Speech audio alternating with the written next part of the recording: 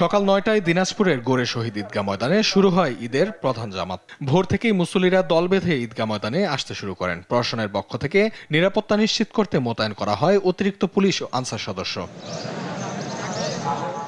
এরপর সকাল 10টায় কিশোরগঞ্জের শোলাকিয়া ঈদগাহ ময়দানে অনুষ্ঠিত হয় উপমহাদেশের বৃহত্তম ঈদ জামাত। মুসল্লিদের নিরাপত্তা চলাচল নিশ্চিত করতে র্যাব, পুলিশ, আইন শৃঙ্খলা রক্ষাকারী বাহিনী মোতায়েন করা হয়। বিপুল সংখ্যক মানুষ এ জামাতে অংশ নেন। এরই মধ্যে দেশের বেশ কয়েকটি স্থানে ঈদের জামাত অনুষ্ঠিত হয়েছে।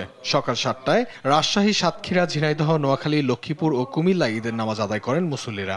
এই আনন্দ এবং খুশি যেন আমরা সামনের দিনগুলোতে ধরে রাখতে পারি, সবাই মিলেমিশে। সকাল 8টায় খুলনা, শরীয়তপুর, সিরাজগঞ্জ, বাগেরহাট, নরসিংদী ও চট্টগ্রামে ঈদের জামাত অনুষ্ঠিত হয়। স্থানীয় মসজিদ ও ঈদগাহে মুসল্লিদের উপস্থিতি ছিল চোখে পড়ার মতো। জামাত শেষে ধর্মপ্রাণ মুসল্লিরা কোলাকুলি করেন, ঈদের শুভেচ্ছা বিনিময় করেন। ধর্মীয় সম্প্রীতির প্রতীক হিসেবে সব শ্রেণী পেশার মানুষ ঈদের জামাতে অংশ নেন। দেশের অন্যান্য স্থানে ঈদের জামাত শান্তিপূর্ণভাবে সম্পন্ন হয়েছে। উৎসবমুখর পরিবেশে ঈদ উদযাপনে আনন্দে মেতেছে পুরো দেশ। অঙ্কন চৌধুরী, দেশ টিভি।